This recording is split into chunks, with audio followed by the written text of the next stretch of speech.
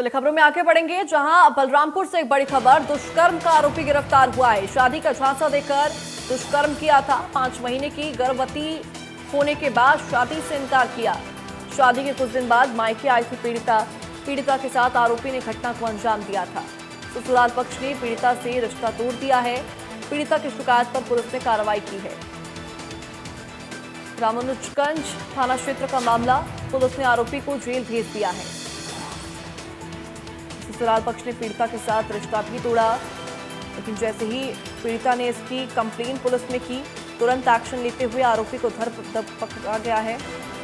दबोचने के बाद उसे जेल भी भेज दिया गया है।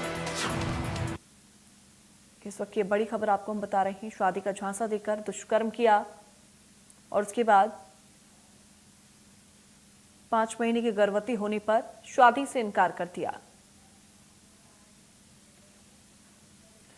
ज्यादा जानकारी के साथ संवाददाता राकेश कनोचिया फोन लाइन पर जुड़ गए हैं। राकेश, फिलहाल सबसे पहले जानकारी दीजिए इस मामले को लेकर, आखिरकार ये पूरा मामला क्या है? बिल्कुल सगुन जी, बता दूं कि देखिए बलरामपुर जिला रामानुजगंज थाना क्षेत्र का मामला है, जहां पे देखिए बलरामपुर जिला जो है वो ग्रामीण क्षेत्रों में भी आता है।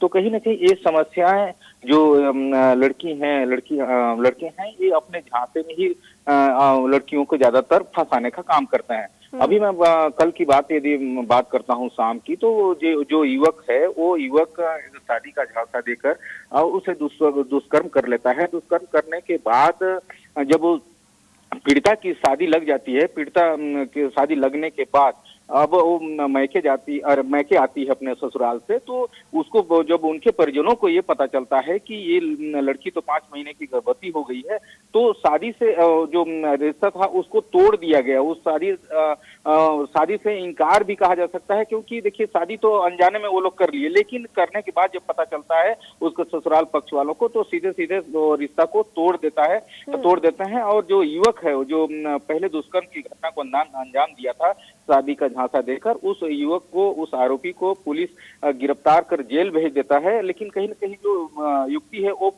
पीड़ित थी, परेशान थी कि अब हम तो अपने ससुराल से भी गए, लेकिन अब तुम मेरे से शादी करो। लेकिन वो लड़का जो है, वो जो आरोपी है, वो शादी से इनकार करता है कि शादी मैं नहीं करूंगा, जिसको लेके वो रामानुजगंज थाने में कंप्लेन जाके करती है, FIR दर्ज करवाती है और युवक को गिरफ्तार कर पुलिस उसको जेल भेज देता है। जी राकेश, ये आरोपी युवती से कब मिला, कैसे मुलाकात हुई, कैसे बातचीत शुरू हुई? क्या पड़ोस में ही रहता था आरोपी? बिल्कुल, देखिए सही बात आप सही सगुन जी कही है, क्योंकि देखिए जो मैं आप पहले भी बता चुका हूं कि ग्रामीण जो अपना जिला है, ग्रामीण क्षेत्र में ज्यादातर भी आता है, ऐसे मामले आते हैं। लेकिन जो लड़का और लड़की हैं तो ये 1-2 किलोमीटर के दायरे में ही ये लोग रहते हैं, और कहीं न कहीं मोबाइल की वजह से इन लोगों से बातचीत होता था। बातचीत के बाद देखिए वो जो आरोपी है, वो आरोपी कहता था कि तुमसे शादी करूंगा।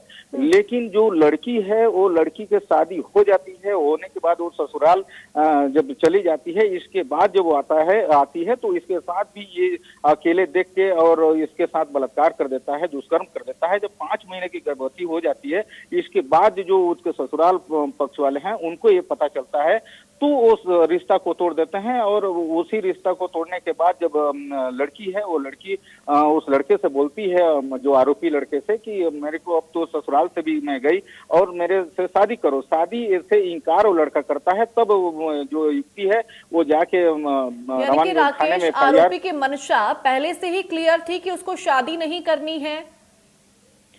बिल्कुल सगुन जी सही बात बोली कि क्योंकि पहले ही से इसकी मानसिकता थी कि मैं शादी नहीं करूंगा, लेकिन कहीं न कहीं झांसा देके उसके साथ बलात्कार भी होता रहा होगा या तो करता रहा होगा, तो कहीं न कहीं वो सीधे साफ तौर पर यही कह देता है कि मैं अब तुमसे शादी नहीं करूंगा। अब उसका उधर से रिश्ता भी टूटता है ससुराल पक्ष से, और ये लड़का जो आरोपी लड़का है ये भी मामले में जांच की काफी ज्यादा जरूरत है, क्योंकि आरोपी ने जिस तरीके से पूरी वारदात को अंजाम दिया, शायद वो पहले भी कभी ऐसा कर चुका होगा। फिलहाल जो भी अपडेट होगा हम आपसे लेते रहेंगे। अभी के लिए बहुत शुक्रिया राकेश, हमारे साथ जुड़कर तमाम जानकारी साझा करने के लिए।